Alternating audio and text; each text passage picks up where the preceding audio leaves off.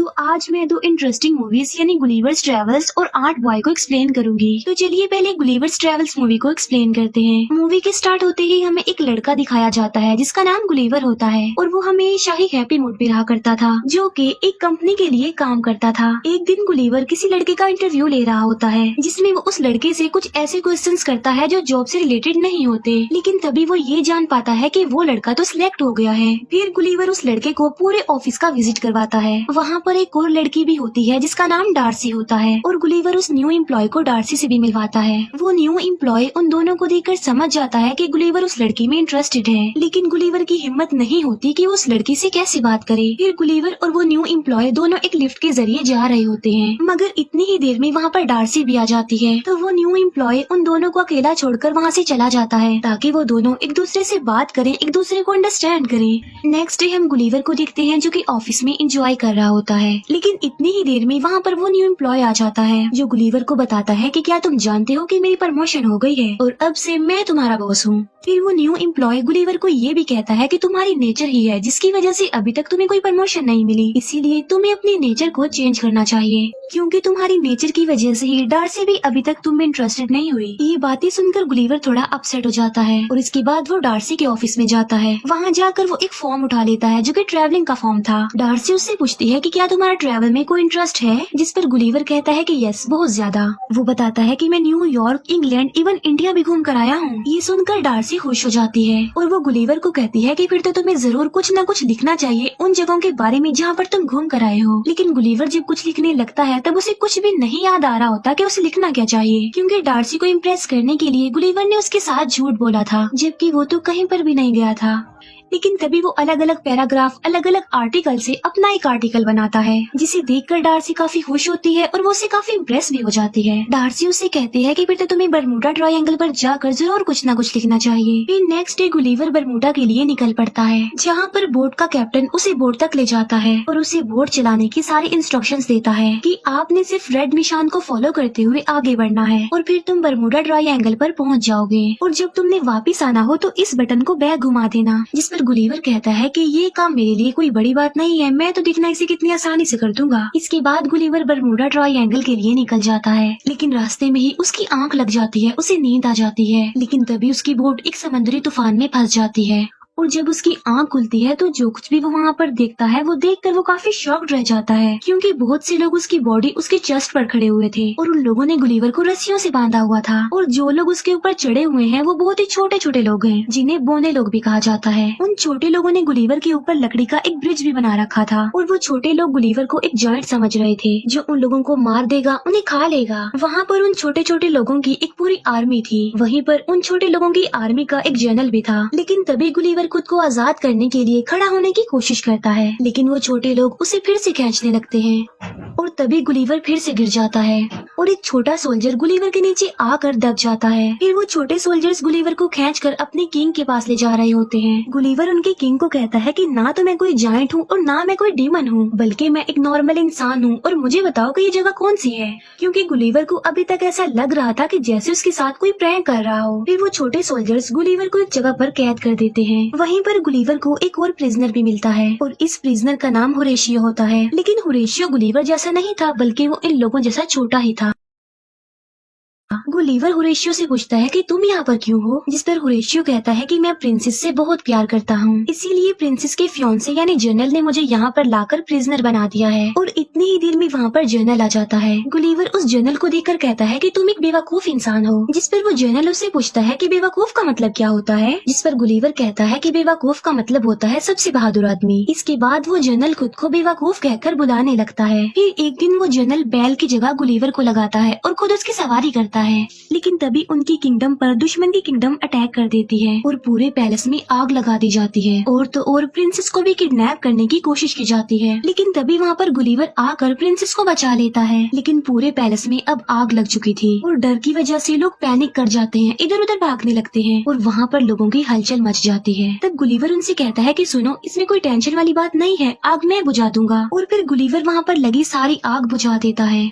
इसी बीच वो जनरल भी भीग जाता है। जनरल को काफी गुस्सा आ जाता है और वो वहाँ से चला जाता है। ये देखकर किंग गुलिवर से काफी खुश हो जाता है और वो उसे खाने पर इनवाइट करता है, जिस पर गुलिवर कहता है कि मैं खाने के लिए तो आ जाऊंगा, लेकिन मेरी एक शर्त है और वो ये कि होरेशियो को आजाद किया जाए। तब किंग गुलिवर की बात मान लेता है और होरेशियो को आजाद कर दिया जाता है। फिर गुलिवर किंग और उन सारे लोगों के साथ खाना खा रहा होता है। तभी किंग गुलिवर से पूछता है कि क्या तुम रिवर से आए हो, जिस पर गुलिवर कहता है कि नहीं तो मैं तो न्यूयॉर्क से आया हूँ। और तभी वो सब लोग गुलिवर को न्यूयॉर्क का प्रेसिडेंट समझने लगते हैं। ये देखकर गुलिवर वहाँ पर बड़ी बड़ी बातें करने लगता है कि किस तरह मैंने न्यूयॉर्क के साथ साथ वहाँ पर रहने वाले लोगों को भी बचाया और अब मैं न्यूयॉर्क का सबसे इंटेलिजेंट और पावरफुल प्रेसिडेंट हूँ। तब किंग गुलिवर को कहता है कि बहुत जल्द हम लोग तुम्हारी वोट ढूंढ लेंगे। फिर किंग गुलिवर के लिए एक काफी बड़ा घर बनवाता है ताकि गुलिवर वहाँ पर आराम से जिंदगी गुजार सके। फिर हम देखते हैं कि गुलिवर और होरेशियो इस बारे में डिस्कस कर रहे होते हैं कि आखिर प्रिंसेस को इम्प्रेस कैसे किया जाए। फिर गुलिवर जैसे जैसे होरेशियो को बताता है, होरेशियो सारी उसकी बातों को फॉलो करता है, जहाँ पर गुलिवर होरेशियो से वो सारी बेवकूफियों वाली हरकतें करवाता है जो वो खुद भी करता रहता है। मगर इसके बावजूद भी प्रिंसेस होरेशियो से इम्प्रेस हो जाती है। उसी रात को वो जनरल गुलिवर की बोट ढूंढ लेता है, क्योंकि जनरल जल्द से जल्द गुलिवर को वहाँ से निकालना चाहता था। बोट में गुलिवर को अपना मोबाइल मिल जाता है, जिसमें डार्सी का वॉइस मैसेज आया होता है और गुलिवर उसे सुनने लगता है। मैसेज में डार्सी ने गुलिवर को कहा होता है कि मैं तुमसे मिलने के लिए वहाँ पर आ रही हूँ। फिर हम देखते हैं कि एक बार फिर से दुश्मन की किंगडम ने उनकी किंगडम पर अटैक कर दिया है। तभी होरेशियो गुलिवर को आकर बताता है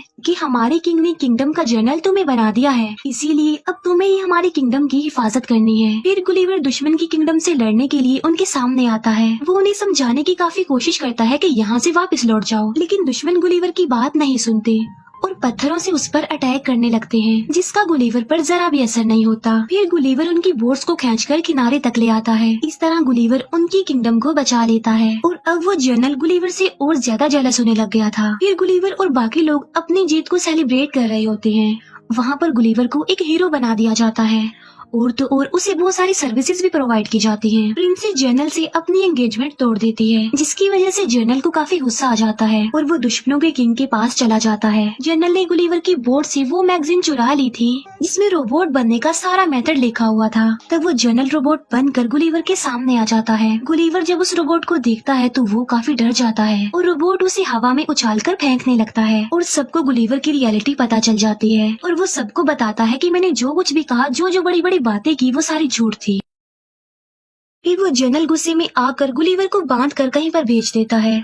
गुलिवर एक जगह पर पहुंचता है जहां पर उसे लगता है कि अब वो अपने जैसे लोगों के बीच में आ गया है, मगर इस बार तो वो ऑपोजिट जगह पर आ गया था। पहले जहां पर वो छोटे लोगों में चला गया था और अब अपने से कई गुना बड़े लोगों में आ गया था, जहां पर एक बच्चे ने गुलिवर को खेलने वाले डॉल बना लिया था। और तभी गुलिवर वहाँ पर होरेशियो से मिलता है। होरेशियो से बताता है कि हमारे एरिया में डार्सी तुमसे मिलने आई है, लेकिन जनरल ने उसके साथ साथ किंग को भी प्रिजनर बना लिया है और अब तुम ही हो जो उनकी हेल्प कर सकते हो और उन्हें छुड़ा सकते हो। और तब रात को ही गुलिवर डार्सी और किंग के पास पहुंच जाता है। अगले दिन गुलिवर और उस रोबोट के बीच में फाइट होती है और यहाँ पर रोबोट गुलिवर पर भारी पड़ता है, क्योंकि वो गुलिवर को काफी मारता है, लेकिन होरेशियो रोबोट की कुछ वायर्स को काट देता है। तब मौका मिलते ही गुलिवर उस रोबोट को मार डालता है और इस तरह से वो लोग जीत जाते हैं। इसके बाद किंग होरेशियो और प्रिंसेस की शादी के लिए भी एग्री हो जाते हैं और डार्सी भी गुलिवर की गलतियों पर उसे माफ कर देती है। लेकिन तभी वहाँ पर वो जनरल आकर प्रिंसेस को पकड़ लेता है, लेकिन तभी प्रिंसेस खुद को छुड़ाती है और वो जनरल को पंच मारती है, जिससे जनरल प्रिंसेस को छोड़ देता है। फिर डार्सी गुलिवर के पास जाती है और यहीं पर ये मूवी एंड हो जाती है। और अब मैं एक्सप्लेन करूंगी आर्ट बॉय मूवी को। मूवी के स्टार्ट होते ही हमें एक बच्चा दिखाया जाता है जिसका नाम पेल नॉर्मन होता है और वो ऑलमोस्ट 12 साल का होता है। पेल का स्कूल में कोई भी फ्रेंड नहीं होता। क्लास खत्म होने के बाद पेल स्कूल के टेरेस पर जाकर बैठ जाता है। वो वहाँ पर बैठा एप्पल खा रहा होता है, लेकिन तभी पेल की नजर अपने एक फ्रेंड पर पड़ती है जिसे 2 लड़के परेशान कर रहे थे। तभी पेल उस एप्पल को ही उन लड़कों पर फेंक देता है और ऐसा करते ही वो फौरन छुप जाता है, लेकिन वो दोनों शरारती लड़के पेल को देख लेते हैं। फिर वो दोनों उसके दोस्त को छोड़कर पेल के पीछे पड़ जाते हैं। तो वो खुद को छुपाने के लिए एक घर के गार्डन में चला जाता है। उन दोनों शरारती बच्चों को पेल कहीं पर नजर नहीं आता, इसीलिए वो वहाँ से चले जाते हैं। इसके बाद पेल भी अपने घर के लिए चला जाता है। हम देखते हैं कि उसकी बॉडी पर एक आंट चढ़ गई है और वो आंट उसके गले पर पहुंचकर उसे काट लेती है और थोड़ी देर गुजर जाने के बाद वो बेहोश हो जाता है। लेकिन जैसे ही उसे होश आती है तो वो अपने घर के लिए निकल पड़ता है। पेल देखता है कि उसकी एक फ्रेंड है जिसका नाम अमेंडा है, जिसके फादर टीवी पर लाइव आ रहे हैं। इसके बाद पेल ब्रेकफास्ट करने लगता है, जहाँ उसके साथ कुछ अजीबोगरीब होने लगता है। वो मिल्क बॉक्स उठाता है, लेकिन जैसे उसे वापस रखने लगता है तो वो मिल्क बॉक्स उसके हाथ से चिपक जाता है और जब वो उसे दूसरी दूसरे हाथ से हटाने की कोशिश करता है तो वो उसके दूसरे हाथ से चिपक जाता है। फिर वो उसे छुड़ाने के लिए अपने फादर को बोलता है, लेकिन फिर जैसे ही वो अपना जूस का गिलास उठाता है तो वो भी टूट जाता है। फिर पेल अपने स्कूल में चला जाता है। स्कूल में जाकर पेल अपने एक फ्रेंड से टकरा जाता है। फिर वो क्लास में जाने के लिए दरवाजे को खोलने की कोशिश करता है, लेकिन दरवाजा बजाय खुलने के टूटकर उसके हाथों में ही आ जाता है। यहाँ पर ये बात तो क्लियर हो जाती है कि चीजें उसके हाथों से चिपक रही थी और वहीं पर पेल का फ्रेंड खड़ा हुआ ये सब कुछ देख पा रहा था, इसीलिए उसे पेल पर शक होने लगता है कि वो किसी पावर्स का मालिक है। फिर पेल स्पोर्ट्स की क्लास के लिए बाकी स्टूडेंट्स के साथ बैठा होता है। वहीं पर उसका फ्रेंड भी होता है जो उस पर नजर रख रहा था। और तभी टीचर सबसे पहले पेल को बुलाता है और उन बच्चों को कोई न्यू गेम सिखाने के लिए वो पहला टेस्ट पेल के साथ ही करता है। जैसे ही टीचर पेल पर अटैक करता है तो पेल जाकर नीचे गिर जाता है। फिर टीचर उसे दोबारा से उठने को बोलता है और तब पेल एक बार फिर से गिर जाता है और अब तीसरी बार पेल फिर से रेडी हो जाता है। वहाँ पर सारे बच्चे उनको देख रहे होते हैं। टीचर एक बार फिर से पेल पर अटैक करता है, लेकिन इस बार पेल एनर्जेटिक होकर मुकाबला करता है और वो हर बार टीचर के अटैक से बच जाता है। और लास्ट में वो अपने टीचर पर सिर्फ एक बार हल्का सा अटैक करता है, जिससे उसका टीचर काफी दूर जाकर गिरता है। पेल को देखकर सारे काफी हैरान रह जाते हैं और ये देखकर पेल वहाँ से भाग जाता है। फिर वो अपने घर के लिए जा रहा होता है, जहाँ पर उसका फ्रेंड भी आ जाता है। पेल का फ्रेंड उसे क्वेश्चंस करता है उसकी पावर के बारे में, मगर पेल उसकी बातों पर ज्यादा ध्यान नहीं देता। तब पेल का फ्रेंड उसे सुपर हीरोज की एक कॉमिक बुक देता है। पेल उस कॉमिक्स बुक को पढ़ता है और साथ साथ सुपर हीरोज के ड्रीम भी देखता है। फिर पेल स्कूल जाते ही सबसे पहले अपने फ्रेंड के पास जाता है और वो अपने फ्रेंड को बताता है कि मुझे एक आंट ने काट लिया था और उसके बाद से ही मैं ऐसा हो गया हूँ, यानी मेरे साथ कुछ न कुछ अजीब हो रहा है। ये बात सुनकर पेल का फ्रेंड उसे अपने घर ले जाता है, जहाँ पर पेल को हर तरफ सुपर हीरोज के इक्विपमेंट्स मिलते हैं। इसके अलावा उसका घर काफी एडवांस था। पेल का फ्रेंड ये चेक करने की कोशिश करता है कि उसके पास किस किस्म की पावर है और वो अलग अलग तरह के एक्सपेरिमेंट्स करके ये सब कुछ चेक कर रहा था। जैसे कभी वो पेल से बुक बाइट करवाता है, कभी उसे हवा में फ्लाई करने की कोशिश करता है। इसके अलावा वो उसे सुपर हीरो का कॉस्ट्यूम भी पहनाता है ताकि वो बिल्कुल सुपर हीरो ही लगे। और काफी नाम सोचने के बाद फाइनली पेल अपने लिए आर्ट बॉय नाम सिलेक्ट कर लेता है। फिर हम देखते हैं कि एक चोर एक लेडी का पर्स चुरा कर भाग गया है। पेल उस चोर के पास जाता है और उस पर्स को वापस करने के लिए बोलता है। चोर उसे नॉर्मल बच्चा समझता है और उसे सीरियस नहीं लेता, इसीलिए वो पेल को डराने की कोशिश करता है और पेल पीछे पीछे होने लगता है। लेकिन तभी वो चोर देखता है कि ये बच्चा तो दीवार पर चढ़ रहा है और यहाँ पर पेल को अपनी एक और पावर का पता चल जाता है और पेल उस चोर को पकड़ लेता है। और इतनी ही देर में वहाँ पर पुलिस भी आ जाती है और उस चोर को पकड़ लेती है। तब ये सारी बात पेल अपने फ्रेंड को भी बताता है और साथ साथ वो उसे ये भी बताता है कि मैं दीवार पर भी चढ़ पाया, लेकिन जब वो अपने फ्रेंड को प्रैक्टिकल करके दिखाता है तब उसे नहीं हो पाता। पेल को अपने पावर्स के साथ साथ अपने वीक पॉइंट का भी पता चल गया था, और वो ये कि अगर वो ज्यादा देर तक मीठा नहीं खाएगा तो उसकी पावर्स कमजोर हो जाएगी। फिर पेल अपनी पावर्स का इस्तेमाल करते हुए लोगों की हेल्प करने लग गया और देखते ही देखते वो आर्ट बॉय के नाम से फेमस हो गया और बच्चे भी आर्ट बॉय को फॉलो करने लगे। बच्चे आर्ट बॉय के फैन हो गए और उस जैसा दिखने के लिए सेम उसके जैसा ही कॉस्ट्यूम पहनने लगे। फिर एक दिन पेल की फ्रेंड अमेंडा जब अपने रूम में होती है तब वहाँ पर एक आदमी आता है जिसने अजीब से कपड़े पहने होते हैं। वो आदमी अमेंडा को किडनैप करके ले जाता है। यहाँ पर हम इस आदमी का नाम जान पाते हैं और इसका नाम फ्ली होता है। फिर अगले दिन हम देखते हैं कि एक बच्चा स्कूल की छत से लटका हुआ है, जिसे देखकर आर्ट बॉय उसे बचाने के लिए जाता है। और जब आर्ट बॉय उसके पास पहुंचता है तो वो दिखता है कि ये कोई बच्चा नहीं बल्कि सिर्फ एक डॉल है, जिसे वहाँ पर अमेंडा की सिस्टर ने रखा था आर्ट बॉय को वहाँ पर बुलाने के लिए, ताकि वो आर्ट बॉय की हेल्प लेकर अमेंडा को वापस ला सके। अमेंडा की सिस्टर आर्ट बॉय यानी पेल को बताती है कि कोई फ्ली नाम का आदमी मेरी सिस्टर अमेंडा को किडनैप करके ले गया है। वो आदमी काफी अजीब दिखता है और उसके कपड़े भी काफी अजीब थे और वो कोई नॉर्मल इंसान तो नहीं था क्योंकि वो उड़ पा रहा था। वो बताती है कि मेरे फादर एक वैक्सीन रिसर्च कंपनी में काम करते हैं। उस आदमी ने हमसे 20 मिलियन डॉलर्स की डिमांड की है और साथ में ये भी कहा है कि मेरे फादर वहाँ से जॉब भी छोड़ दें। तब आर्ट बॉय अमेंडा को छुड़वाने के लिए रेडी हो जाता है, लेकिन जाने से पहले वो लोग पेल के फ्रेंड के घर पर आते हैं। अमेंडा की सिस्टर को वहाँ पर देखकर पेल का फ्रेंड उस पर गुस्सा करता है और उससे कहता है कि तुम्हें क्या जरूरत थी उसे यहाँ पर लाने की। फिर आर्ट बॉय अमेंडा को स्मेल करते हुए एक घर के पास पहुँच जाता है। उस जगह को देखकर पेल काफी हैरान रह जाता है क्योंकि ये वही जगह थी जहाँ पर उस आर्ट ने पेल को काट लिया था। इसके बाद आर्ट बॉय घर के अंदर चला जाता है। अंदर जाकर वो देखता है कि वहाँ पर बहुत सारे ग्लास बॉक्स पड़े हुए हैं जिनके अंदर बहुत सारे इंसेक्ट्स को कैद किया गया है। वहीं पर अमेंडा को भी एक ग्लास बॉक्स में कैद करके रखा गया था। आर्ट बॉय अमेंडा को वहाँ से निकालने का सोच ही रहा होता है कि तभी वहाँ पर फ्ली आ जाता है और फ्ली आर्ट बॉय को भी एक ग्लास बॉक्स में कैद कर देता है। और यहाँ पर फ्ली आर्ट बॉय को एक बात बताता है। वो बताता है कि अमेंडा के फादर की कंपनी में मैं एक एम्प्लॉय था जहाँ पर मैं एड्स पर रिसर्च करता था, लेकिन एक दिन फिर कंपनी ने मुझे बगैर कोई बात किए ही निकाल दिया और उसे इन्फॉर्म भी नहीं किया कि उसे क्यों निकाला जा रहा है। और इसी दौरान टेंशन लेने की वजह से मेरी मदर की भी डेथ हो गई। वो कहता है कि तभी के बाद से मैंने सोच लिया था कि मैं अमेंडा के फादर से बदला लूंगा, क्योंकि अमेंडा के फादर ही उस कंपनी के ऑनर हैं। और तब से मैंने बहुत सारे इंसेक्ट्स पर भी एक्सपेरिमेंट्स करके अपने पावर्स को बढ़ा लिया है ताकि मैं अपना रिवेंज ले सकूं। और जिस एंट ने तुम्हें काटा था वो मेरी ही एंट थी जिस पर मैंने अपना आखिरी एक्सपेरिमेंट किया था। और उस आंट के काटने की वजह से ही आज तुम इन पावर्स के मालिक हो और ये हमारी आपस की लड़ाई है। इसीलिए तुम हमारे बीच में मत आओ, क्योंकि यही तुम्हारे लिए बेहतर होगा। और ये लोग तुम्हें नहीं बल्कि तुम्हारी पावर्स को पसंद करते हैं। यानी ये लोग पेल को नहीं बल्कि एंट बॉय को पसंद करते हैं, क्योंकि पेल एक कमजोर बच्चा है जबकि एंट बॉय पावर्स का मालिक है। ये बातें सुनकर पेल को अपना पास्ट याद आ जाता है और तब वो डिसाइड करता है कि वो एंट बॉय नहीं बल्कि पेल बनकर ही जिंदगी गुजारेगा।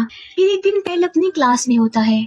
वहाँ पर फ्ली आ जाता है जो पेल के फ्रेंड को पकड़ लेता है। तब उसे बचाने के लिए पेल फिर से एंट बॉय बन जाता है। अब क्योंकि पेल ने काफी देर से मीठा नहीं खाया था तो इसीलिए वो कमजोर हो गया था, यानी उसकी पावर्स अब काम नहीं कर रही थी। फिर फ्ली पेल के फ्रेंड को लेकर उसके सामने आ जाता है, लेकिन जैसे ही पेल एक ड्रिंक पीता है तो उसकी पावर्स वापस आ जाती हैं। लेकिन तब तक फ्ली पेल के फ्रेंड को लेकर जा चुका था। तब एंट बॉय अपने फ्रेंड का मिरर इस्तेमाल करते हुए एक जंगल तक पहुंच जाता है, जहां पर उसे अपना फ्रेंड एक ट्री के साथ बंधा हुआ मिलता है। और जैसे ही एंट बॉय उन रस्सियों से अपने फ्रेंड को आजाद करता है तभी वहाँ पर फ्ली आ जाता है और एंट बॉय और फ्ली की लड़ाई हो जाती है। इसी दौरान पेल का फ्रेंड पुलिस को भी कॉल कर देता है। फिर वो लोग फ्ली के पीछे लगे एक पाइप को निकाल देते हैं जिससे खून बहने लगता है और फ्ली भी अब कमजोर होने लगता है, जहाँ पर एंट बॉय उसे बहुत ज्यादा मारता है और उसे उठाकर दूर फेंकता है। लेकिन फ्ली अब उठ नहीं पाता और तभी वहाँ पर पुलिस आ जाती है जो फ्ली को पकड़ लेती है और उसे अरेस्ट करके ले जाया जाता है। इसके बाद पेल डिसाइड करता है कि वो एंट बॉय बनकर ही रहेगा और लोगों की हेल्प करेगा। और इसके साथ ही एंट बॉय मूवी भी यहाँ पर एंड हो जाती है। Thank you for watching.